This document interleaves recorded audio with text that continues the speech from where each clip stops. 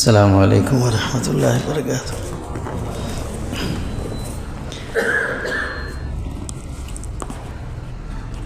الحمد للہ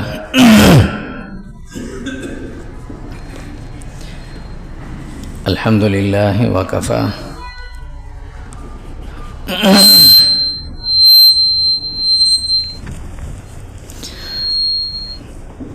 وسلام علی عبادہ الذین اصطفی۔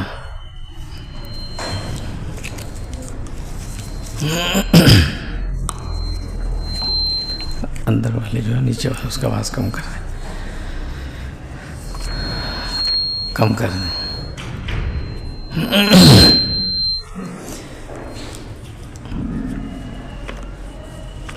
اما بعد فاعوذ باللہ من الشیطان الرجیم، بسم اللہ الرحمن الرحیم۔ قال اللہ سبحانہ وتعالی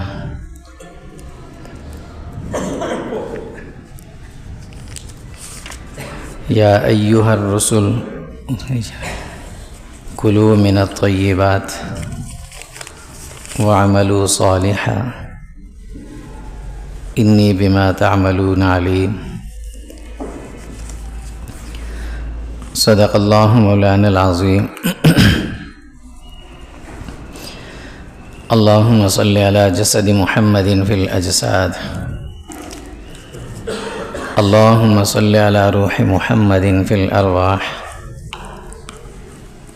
اللہم صلی علی روضۃ محمد فی القبور، اللہم صلی علی بلد محمد فی البلاد، وعلی آلہ وصحبہ وسلم تسلیما کثیرا کثیرا۔ اللہم انفعنا بما علمتنا وعلمنا ما ينفعنا وزدنا علما، سبحانك لا علم لنا إلا ما علمتنا إنك أنت العليم الحكيم۔ اللهم رب اشرح لي صدري ويسر لي أمري واحلل عقدة من لساني يفقهوا قولي۔ یا ایہا الرسل، اے انبیاء کی جماعت، کلوا من الطیبات، پاکیزہ حلال اور صاف ستھری چیزیں استعمال کرو، واعملوا صالحا، اور اچھے کام کرو، انی بما تعملون علیم، جو کچھ تم کرتے ہو یا کرو گے میں وہ سب کچھ جانتا ہوں۔ غذا جو انسان کھاتا ہے یہ انسان کی ایک طبعی ضرورت ہے، لیکن صرف یہ ایک ضرورت نہیں ہے، اس کا مثبت اور منفی اثر انسان کے جسم پر بھی ظاہر ہوتا ہے، انسان کے جذبات اور خیالات پر بھی ظاہر ہوتا ہے، اس کے افعال اور اخلاق پر بھی اس کا اثر نظر آتا ہے۔ اگر غذا حلال کی ہو، صاف ستھری ہو، پاکیزہ ہو، تو یہ سب چیزیں مثبت انداز میں نظر آتی ہیں، اخلاق بھی اچھے نظر آتے ہیں، انسان کے خیالات و تصورات بھی پاک ہوتے ہیں، اس کے افعال بھی اچھے اور پاک نظر آتے ہیں۔ اور اگر غذا پاک نہ ہو، حلال کی نہ ہو، مشکوک ہو، تو اس کا منفی اثر نظر آتا ہے انسان کے اخلاق پر بھی، اس کے خیالات اور جذبات پر بھی۔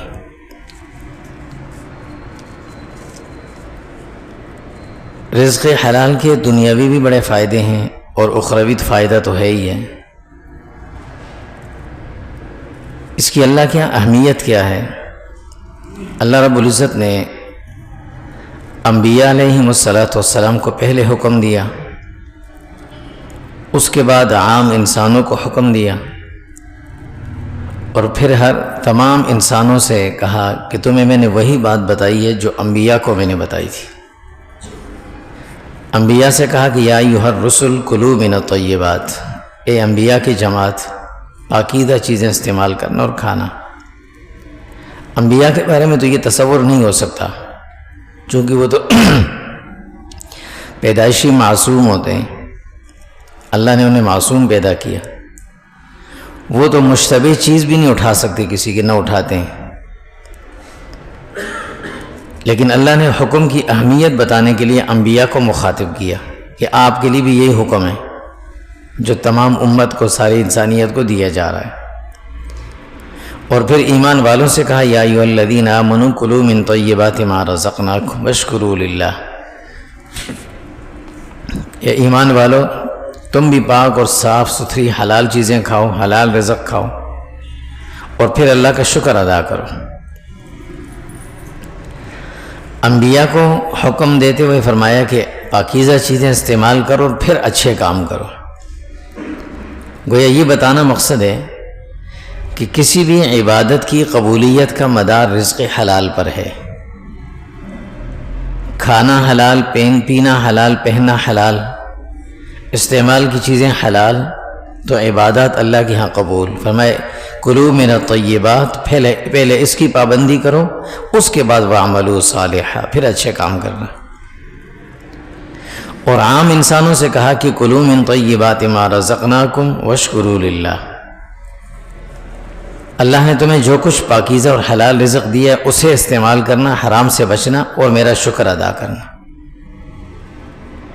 شکر اس لیے کہا ہے کہ انبیاء تو ویسے ہی اللہ کا شکر ادا کرتے ہی ہیں، عام انسان بعض اوقات شکر نہیں ادا کر پاتا، تو اللہ نے عام انسانوں سے کہا کہ اللہ میرا شکر ادا کرو، اور ساتھ میں یہ تنبیہ فرمائی کہ تمہیں شکر کی توفیق تب ملے گی جب تمہارا کھانا اور پینا حلال کا ہوگا۔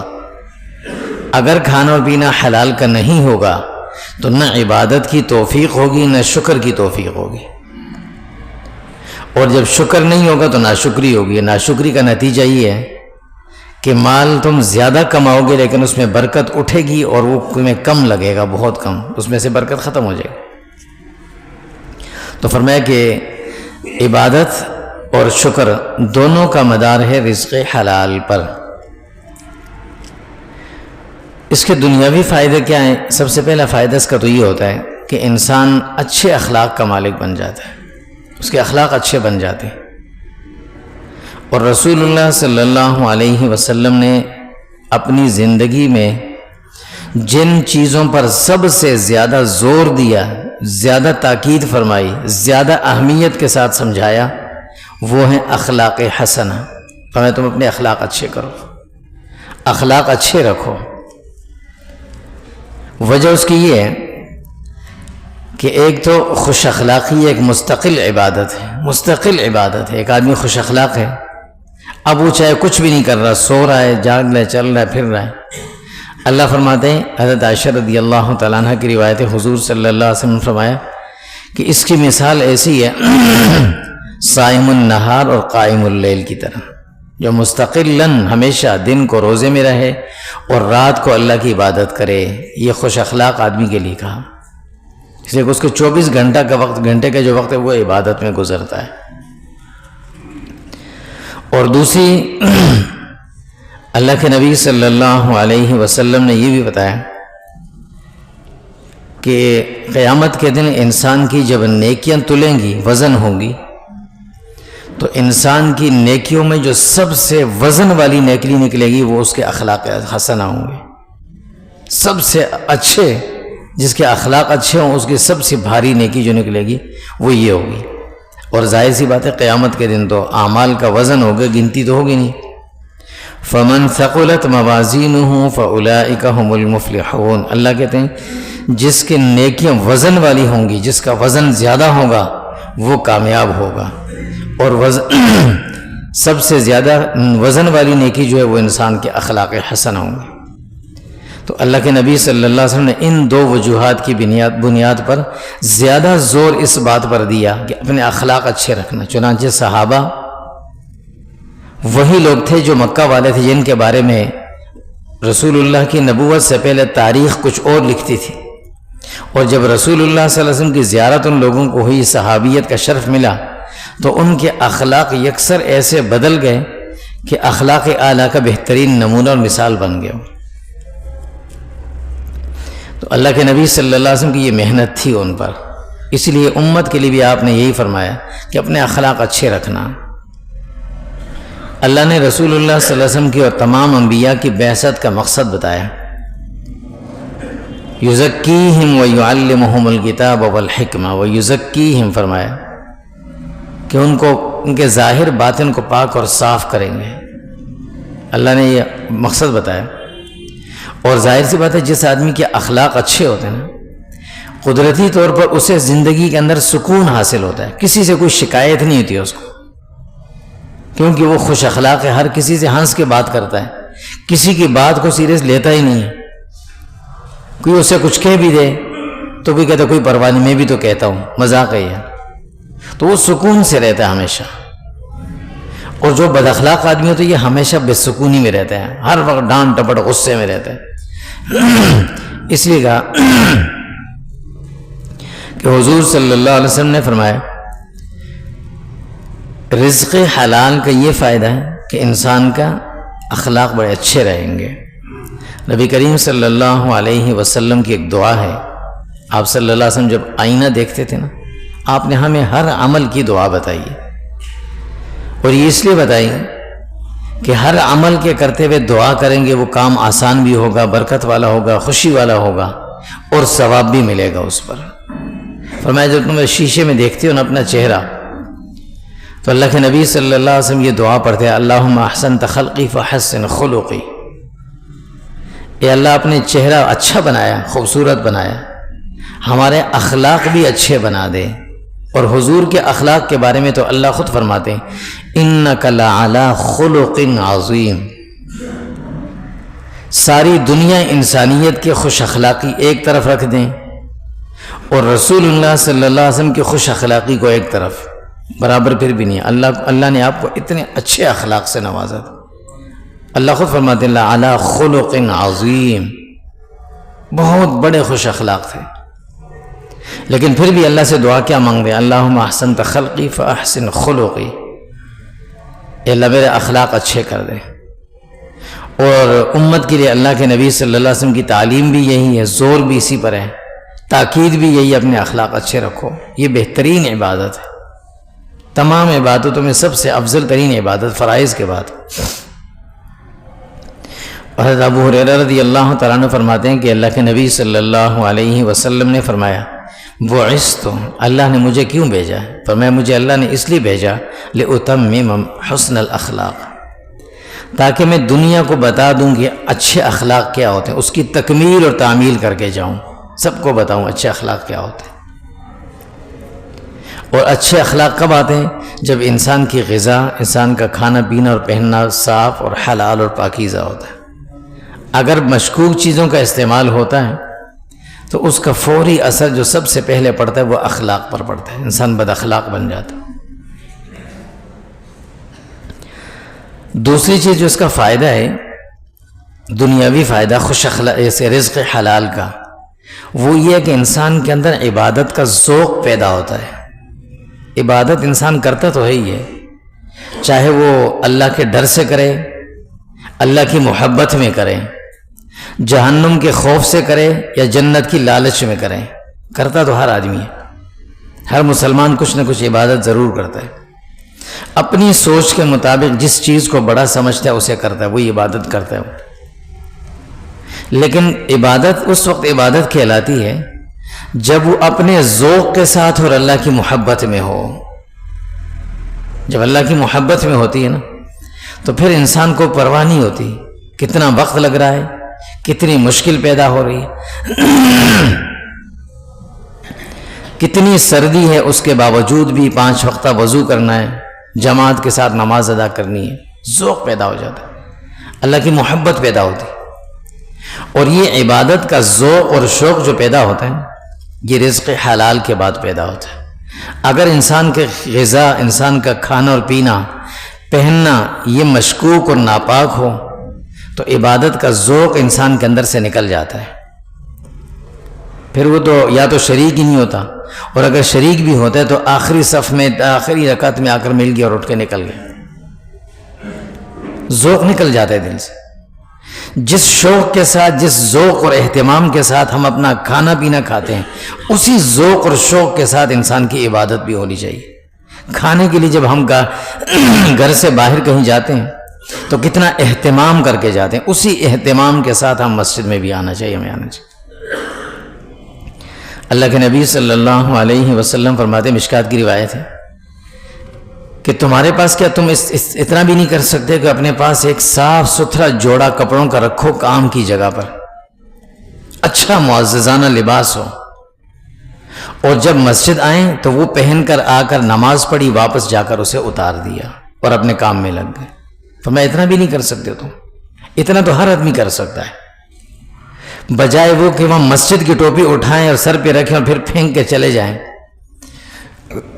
کم از کم 500-600 ہزار روپے کی قیمتی اچھی بہترین قسم کی ٹوپی ہو، اللہ کے پاس جا رہے ہیں نا، تو اللہ کے گھر جب اللہ کے پاس جائیں تو لباس بھی ایسا ہو جو اللہ کو پسند آئے۔ کہ باقی چیزوں میں تو سخاوت ہے، شادی کا جوڑا الگ ہے، دوستوں کے ساتھ جانے کا جوڑا الگ ہے، دوست کے نکاح میں پہننے کا جوڑا الگ ہے، اور دوست کے ولیمے میں پہن کر جانے کا الگ ہے، اور نماز کا کوئی سوٹ ہی نہیں ہے، وہی گندے کپڑوں میں باہر پھرے گا، پڑھنے کی آئے تو اسی لیا کے صف میں کھڑے ہوئے۔ قبول کرنے والی ذات اللہ کی، اس میں ہم اعتراض نہیں کر سکتے، کوئی نہیں کر سکتا، لیکن اگر استطاعت ہے، ایک آدمی کے پاس استطاعت نہیں ہے نا تو کوئی مسئلہ نہیں ہے۔ ایک صحابی حضور صلی اللہ علیہ وسلم کے ساتھ جماعت میں شریک ہوتے، عموماً فجر کی نماز میں زیادہ تر حضور دیکھتے تھے صحابہ کو، تو جیسے ہی سلام پھرتا وہ اٹھ کر فوراً چلے جاتے ہیں۔ حضور نے 1-2 دفعہ دیکھا، انہیں بلایا کہ اتنا جلدی کیوں جاتے، تھوڑی دیر بیٹھا کرو، کچھ بات سن لیا کرو۔ یہ جو جلدی والی عادت ہوتی ہے نا، یہ بڑی خطرناک۔ نماز کے بعد جو وقت جو ہوتا ہے نا 2 سے 4-6 منٹ کا، یہ وہ منٹ ہے جب ہم اللہ رب العزت سے ہم کلام ہو کر فارغ ہوئے ہوتے ہیں، اور یہ وقت ہوتا ہے اللہ سے اب کچھ مانگنے کا۔ ہم نے اللہ سے بات چیت کی اور اٹھ کے چلے گئے۔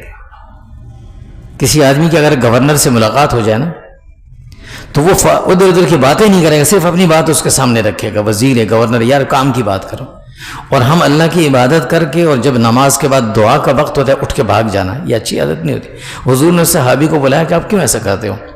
فرمایا یا رسول اللہ، بات یہ ہے گھر میں اہلیہ اکیلی ہوتی ہے، میں بھی ہوں، ہمارے پاس ایک ہی کپڑا ہے، میں وہ کپڑا لپیٹ کر آ جاتا ہوں، نماز پڑھ کے پھر فوراً واپس جاتا ہوں، اور وہ کپڑا وہ اوڑھ کر پورا نماز، سطر کے لیے تو ہے، سطر ڈھانپنے کے لیے، لیکن اتنا کپڑا جس سے پورا جسم نماز کے لیے ڈھپ جائے، فرمایا یہ ایک ہی کپڑا ہے، تو میں اس کو اس لیے جلدی جاتا ہوں تاکہ ان کی نماز قضا نہ ہو جائے، وہ انتظار کر رہی ہوتی۔ ہمیں اللہ نے بڑی وسعت دی ہے، بڑی وسعت دی ہے، اس لیے نماز کے لیے بڑے صاف ستھرا ہو کر انسان آئے، خوبصورت لگے، اچھا لگے انسان آئے۔ کتنا ہی اچھا ہو کہ سب کے سفید لباس ہو، سب کے سروں پہ سفید ٹوپی ہو، اور آ کر بیٹھے، کتنا اچھا لگے، بہت اچھا لگتا ہے۔ لیکن چلو پھر بھی کم سے کم لباس صاف ستھرا ہونا چاہیے۔ پھر عبادت کا ذوق بھی آتا ہے، انسان اپنے اندر جب فرشتوں والی صفت پیدا کرتا ہے نا تو اس کی عادت بھی فرشتوں والی ان سے قریب قریب بنتی ہیں پھر۔ اور فرشتوں کی عادت کیا ہے؟ ذکر میں مزہ آتا ہے، اللہ کی یاد میں مزہ آتا ہے، ان کا کھانا پینا بھی وہی۔ تو رزق حلال کا یہ بڑا فائدہ ہے کہ انسان کے اندر عبادت کا ذوق پیدا ہو جاتا ہے۔ ذوق ہونا، ذوق تو انسان کو اپنے محلے کی مسجد میں بھی معراج، الصلاۃ معراج المؤمنین، وہ حاصل ہو جاتا ہے۔ اور اگر ذوق نہ ہونا تو حرمین میں بھی جا کر وہ کہتے ہیں یار ہوٹل میں پڑھ لیتے ہیں، کوئی بات نہیں، عمرہ تو ہو گیا نا، ہوٹل میں ہی نماز پڑھ لیتے ہیں۔ اور کچھ تو اتنے بھی ایسے بھی تھکے ہوئے ہوتے ہیں کہ حرم کے بالکل سامنے ہوٹل میں اوپر جماعت سے نماز پڑھ رہے لیکن اوپر نیچے اتر کے نہیں پڑھ رہے ہوتے۔ یہ ذوق نہیں ہے، اللہ کے گھر کی محبت نہیں ہے۔ پھر رزق حلال کا تیسرا بڑا فائدہ کیا ہے؟ رزق حلال کا تیسرا بڑا فائدہ یہ ہے کہ انسان کو توفیق شکر ملتی ہے۔ یہ جو ناشکری ہے نا، یہ اس وقت کی سب سے بڑی بلا ہے جو ہر انسان کی زبان پر، جسم میں گھسی ہوئی زبان سے نکل رہی ہوتی، اعضاء سے ظاہر ہوتی۔ رزق کی تنگی کا بنیادی سبب ناشکری ہے۔ حضرت داؤد علیہ السلام سے اللہ رب العزت نے شکایتاً ایک جملہ فرمایا، ان کی شکایت نہیں تھی، لوگوں کی شکایت تھی، اعملوا آل داؤد شکرا وقلیل من عبادی الشکور۔ اے داؤد تم شکر ادا کیا کرو، میرے یہ بندے بڑے عجیب ہیں، بہت کم ہیں ان میں سے جو شکر ادا کرتے ہیں۔ اور شیطان نے سب سے پہلے اللہ کے سامنے کھڑے ہو کر جو بات کی تھی انسان کی دشمنی میں، وہ کیا کہی تھی؟ وہ نہیں کہا تھا کہ میں بے نمازی بناؤں گا ان کو، میں ان کو حج نہیں کرنے دوں گا، زکوٰۃ نہیں دینے دوں گا، نہیں، کچھ نہیں کہا تھا۔ میں ان سے گناہ کرواؤں گا، یہ بھی نہیں کہا تھا۔ میں ان کو لڑواؤں گا، یہ بھی نہیں کہا تھا۔ اس نے سب سے پہلا جو دعویٰ کیا تھا کیا کیا تھا؟ وَلَا تَجِدُ أَكْثَرَهُمْ شَاكِرِينَ، آپ دیکھنا ان میں سے اکثر آپ کے ناشکرے ہوں گے۔ یہ ناشکری جو ہے نا، یہ تنگی کا ایک بنیادی سبب ہے۔ ایک تو ناشکری کی وجہ سے رزق میں تنگی آتی ہی آتی ہے، یہ تو پکی بات ہے۔ اللہ کے کا وعدہ انسان سے، وَلَئِن شَكَرْتُمْ لَأَزِيدَنَّكُمْ، جتنا تم شکر ادا کرو گے اتنا میں رزق تمہیں بڑھا کے دیتا رہوں۔ وَلَئِن كَفَرْتُمْ، ناشکری کرو گے تو ان عذابی لشدید، کھینچ لوں گا ساری چیزیں پھر میں۔ تو ایک تو ناشکری ہے، اور ناشکری ہمارا آدمی کرتا ہے۔ حالات بڑے اچھے بھی ہو نا، کاروبار بڑا اچھا چل رہا، نوکری بھی اچھی ہو، کہتے ہیں بھائی ہاں کیا حال ہے؟ بس ہے، چل رہا ہے، بس گزارا ہو رہا ہے۔ یہ نہیں کہا کبھی میں نے کہ الحمدللہ میری حیثیت، میری اوقات اور میرے افعال، اعمال اور کردار کے اعتبار سے تو بہت زیادہ ہے، جو میں کر رہا ہوں اس سے تو بہت زیادہ ہے۔ اللہ نے 5 نمازیں تکبیر اولیٰ کے ساتھ فرض کی ہیں۔ اصول تو یہ ہے کہ جو آدمی ایک نماز نہ پڑھے اس حساب سے اس کی روزی کاٹ دی جائے، تنخواہ کٹ جائے۔ دنیا کا دستور یہی ہے، بغیر بتائے چھٹیاں کرتے ہو تو تنخواہیں کٹتی ہیں، لیکن اللہ نے تو نہیں کاٹا، پھر بھی ناشکری ہے، پھر بھی ناشکری ہے۔ اور اگر پروفٹ پورا کا پورا ملا، اگلے مہینے پھر اتنا آیا، کہتے ہیں یار فائدہ نہیں ہوا، اس کو نقصان سے تعبیر کرتے ہیں۔ نقصان کس کو کہتے ہیں؟ جو اصل آپ کا اصل مال ضائع ہو گیا۔ نہیں، پروفٹ میں یار پچھلے مہینے تو بہت اچھا ہوا تھا، اس مہینے اچھا نہیں ہوا، کتنا ہوا؟ اتنا ہی ہوا جتنا پچھلے مہینے تھا، ہوا کچھ نہیں۔ یہ ناشکری۔ اور یہ شکر کی توفیق کب ملتی ہے؟ جب انسان کا رزق حلال ہوتا ہے۔ الحمدللہ اللہ نے بہت کچھ دیا، اللہ کا شکر ہے، بہت کچھ ہے۔ تو تیسرا جو رزق حلال کا بڑا فائدہ ہے نا، وہ انسان کو رزق حلال کی برکت سے توفیق شکر ملتی ہے۔ اس لیے ہر وقت انسان اللہ کا شکر ادا کرے، ہر وقت شکر ادا کرے۔ اللہ کے نبی صلی اللہ علیہ وسلم فرماتے ہیں اللہ تعالیٰ کو اپنے بندوں میں سب سے زیادہ پسندیدہ بندہ وہ ہے جو ایک لقمہ کھانا بھی ملے نا اور منہ میں ڈال کر اسے نگل کر کہے الحمدللہ، ایک گھونٹ پانی بھی ملا اسے پی لیا اور کہے الحمدللہ۔ اللہ کو یہ سب سے زیادہ پسند ہے۔ نہیں کہ ہم ڈھیروں کھانا بنا لیں، خود بھی کھایا، ضائع بھی ہوا، پھر پیک کر کے ہم نے غریبوں کو بھی کھلا دیا، اچھا کر دیا، لیکن الحمدللہ زبان سے نہیں کہہ سکے، شکر ادا نہیں ہوا، حق شکر ادا نہیں ہوا۔ خیر، چوتھا بڑا جو فائدہ ہے رزق حلال کا، وہ کیا ہے کہ انسان مستجاب الدعا بن جاتا ہے، انسان کی دعائیں قبول ہونے لگتی ہیں۔ رزق پاکیزہ ہے، حلال ہے تو دعائیں قبول ہونے لگتی ہیں۔ حضرت سعد بن ابی وقاص رضی اللہ تعالیٰ عنہ ایک مرتبہ حضور کے پاس آئے، فرمایا یا رسول اللہ میرے لیے دعا فرمائیں یا مجھے کچھ عمل بتائیں کہ میں مستجاب الدعا بن جاؤں۔ مستجاب الدعا اس آدمی کو کہا جاتا ہے جس کی دعائیں قبول ہوں۔ تو حضور نے فرمایا کہ تم اپنا کھانا پینا حلال اور پاک رکھو نا، تم خود بخود مستجاب الدعا بن جاؤ گے، اللہ تمہاری دعائیں قبول کریں گے۔ پانچواں فائدہ رزق حلال کا یہ کہ اللہ رب العزت انسان کی زبان میں تاثیر پیدا کر دیتے، زبان میں اثر ہوتی ہے، جس سے بھی بات کرتے ہر آدمی کو اس کی بات اچھی لگتی ہے، کڑوی نہیں لگتی، اچھی لگتی ہے۔ ہم جو کہتے ہیں نا کہ یا ہم نے ایک مقولہ مشہور کیا کہ حق کڑوا ہوتا ہے، سچ کڑوا ہوتا ہے، سب سے بڑا جھوٹ ہم یہ بول رہے ہوتے ہیں، سچ کڑوا، سچ کس نے کہا کڑوا ہوتا ہے؟ جو آدمی بیمار ہے، اس کئی دنوں سے بخار ہے، اس کو اب میٹھی چیز کھانے کو دو، کہتے کڑوی ہے، تو چیز تو میٹھی ہے، اس کا اپنی زبان خراب ہوئی ہوئی ہے۔ سچ کبھی کڑوا نہیں ہوتا، اللہ کا کلام سچ ہے، کبھی کڑوا لگا کسی کو؟ اللہ کے نبی صلی اللہ علیہ وسلم کی ہر بات سچ ہے، کڑوی لگی ہے؟ جھوٹ کڑوا ہوتا ہے، لیکن وجہ کیا ہے؟ ہم اس سچ کو کڑوی زبان سے جب بولتے ہیں نا، کسی پہ تنقید کر کے بولتے ہیں، میں تو سچ کہہ رہا ہوں بھائی، کچھ غلط تو نہیں کہہ رہا، کہہ تو سچ رہے ہیں لیکن اس کلاشن میں رکھ کر گولی کی طرح مار رہے ہیں اس کو۔ سچ بات کہنے کے لیے سچی زبان بھی تو چاہیے ہوتی ہے، محبت والی میٹھی زبان بھی چاہیے ہوتی ہے۔ وہ کڑوی زبان سے جب وہ کڑوا لفظ نکلتا ہے، سچا لفظ بھی اگر کڑوی زبان سے نکلے گا نا تو وہ کڑوا ہی لگے گا دوسرے کو۔ اس لیے اللہ کے نبی صلی اللہ علیہ وسلم فرماتے ہیں کہ زبان کی تاثیر جو ہے نا، مٹھاس، زبان کے اندر کشش، ہر آدمی بڑے غور سے توجہ سے ہر اس کی بات سنے، اچھی لگے اس کی بات، یہ کس سے ہوتا ہے؟ رزق حلال سے ہوتا ہے۔ حضرت لقمان علیہ السلام سے کسی نے پوچھا کہ آپ تو چرواہے تھے، بکریاں چرایا کرتے تھے، غلام تھے، یہ نبی نہیں تھے، یہ اللہ نے بڑا مقام ان کو دیا ہوا تھا، تو آپ کو اتنا بڑا یہ کیسی تبدیلی آ گئی کہ آپ اتنے بڑے مجمع سے آپ بات کریں اور پورا مجمع بڑی انہماک سے آپ کی باتیں سنتا ہے؟ تو انہوں نے چند باتیں فرمائی، ایک تو میں فضول باتیں نہیں کرتا، دوسرا میں کبھی جھوٹ نہیں بولتا، تیسرا میں کبھی کسی سے غلط اور خیانت کی بات مذاق میں بھی نہیں کرتا، اور چوتھا یہ ہے کہ میں کبھی مشکوک اور مشتبہ چیز بھی منہ میں نہیں ڈالتا۔ زبان کا اثر ہے۔ حضرت سہل بن سعد رضی اللہ تعالیٰ عنہ فرماتے ہیں کہ اللہ کے نبی صلی اللہ علیہ وسلم نے اخروی نجات 3 چیزوں پر بتائی ہے۔ فرمایا 3 کام ایسے ہیں جس نے کیے اللہ آخرت میں کامیابی دیں گے، نجات ملے گی اس کو۔ کیا چیز؟ فرمایا کہ تکمیل فرائض، اللہ نے جو چیزیں فرض کی ان کو پورا کرنا، اتباع رسول، اپنے نبی صلی اللہ علیہ وسلم کی ہر بات میں اتباع کرنا، اور تیسری چیز فرمایا رزق حلال۔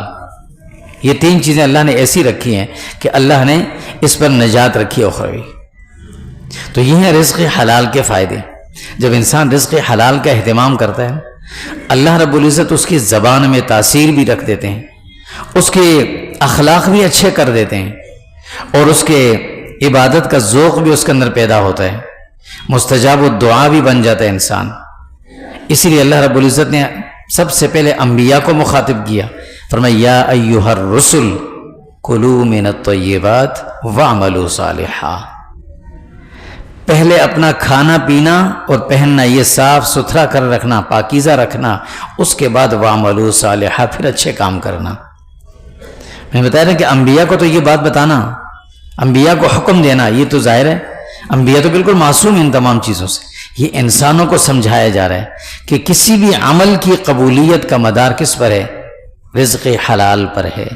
اگر رزق حلال نہیں ہے، رزق حرام کا ہے، اور ہم یہ سمجھتے ہیں نا کہ رزق حرام ہوئی جو سود بھی لیا میں نے، چھین کر لیا اور ڈکیتی بھی، جھوٹ بول کر اپنے کاروبار میں یا کسی بھی چیز میں یا اپنے دفتری اوقات میں وقت پورا نہ دینا، اس کے بدلے تنخواہ کا ملنا، یہ بھی مشکوک بن جاتی ہے۔ اس بارے میں بھی پوچھنا چاہیے ہمیں کہ میں اپنے اوقات کے مطابق ٹائم پہ دفتر بھی نہیں پہنچتا، کیا میں تنخواہ لیتا ہوں پوری میرے لیے حلال ہے؟ اللہ کے نبی صلی اللہ علیہ وسلم نے ایک مرتبہ تاجروں کو جمع کیا، سب تاجروں کو جو تاجر صحابہ تھے، اور ان سے کہا کہ دیکھو بھائی، بعض دفعہ تجارت میں، کاروبار میں انسان ہے کوئی لفظ ایسا بول دیتا ہے جو لغو قسم کا ہوتا ہے، کبھی اپنی چیز کی تعریف زیادہ کر دیتا ہے، اتنے کی ہوتی نہیں ہے، یہ چیز تو بس یہ بہت اچھی چیز ہے، حالانکہ اچھی ہوتی ہے، بہت اچھی نہیں ہوتی، ایسا بھی لفظ کبھی بول دیتا ہے۔ ظاہر کاروبار ہے، بیچنے کے لیے بعض اوقات انسان کے زبان سے الفاظ نکل جاتے ہیں، یہ لے لو، یہ آپ کے لیے بڑا فائدہ ہوگا، اب اس طرح کے الفاظ کبھی تم بول دیتے ہو۔ فرمایا یہ الفاظ ایسے ہیں جو تمہارے رزق پر اثر انداز ہوتے ہیں، اس سے پاکی حاصل کرنے کا طریقہ بتایا اللہ کے نبی نے۔ فرمایا روزانہ کی بنیاد پر یا ماہانہ بنیاد پر اپنی آمدنی میں سے ایک مخصوص مقدار نکال کر اس کو دے دیا کرو کسی مستحق کو، زکوٰۃ کی نیت سے نہیں، ویسے صدقات کی نیت سے، تاکہ وہ جو لین دین میں یا کام میں کوئی اونچ نیچ یا کوئی غلط بات ہو گئی ہو یا کبھی قسمیہ لفظ زبان سے نکل گیا ہو، اس کی صفائی ہو جائے، پاکیزگی ہو جائے، اس کے تلافی ہو جائے، مداوع ہو جائے۔ اللہ رب العزت نے انبیاء کو حکم دینے کے بعد پھر سورہ بقرہ میں اللہ رب العزت نے سارے انسانوں کو مخاطب کر کے فرمایا یا ایھا الذین آمنوا، انسان سے بڑا ظاہر ہے ایمان والے ہی ہیں، اللہ کا حکم وہی مانیں گے جو ایمان والے ہیں۔ فرمایا یا ایھا الذین آمنوا، اے ایمان والو، کلوا من طیبات، پاک صاف ستھری حلال چیزیں استعمال کیا کرو، کھانا پینا پہننا، ما رزقناکم، فرمایا وہ جو میں نے تمہارے مقدر میں لکھا تمہیں دیا جا رہا ہے، واشکروا للہ، اور پھر اپنے رب کا شکر ادا کرو۔ تو پتہ چلا عبادت اور شکر یہ دونوں بڑی چیزیں تب ہوں گی صحیح معنوں میں جب رزق حلال کا ہوگا۔ ان کنتم ایاہ تعبدون، فرمایا اگر تم اللہ کی عبادت کرنا چاہتے ہو تو پہلے ان چیزوں کو صاف کر کے آؤ، اور اگر کسی اور کی کرنا چاہتے ہو پھر تمہاری مرضی ہے۔ اللہ تعالیٰ میں سمجھ اور عمل نصیب فرمائے۔ وصلی اللہ تعالیٰ علیہ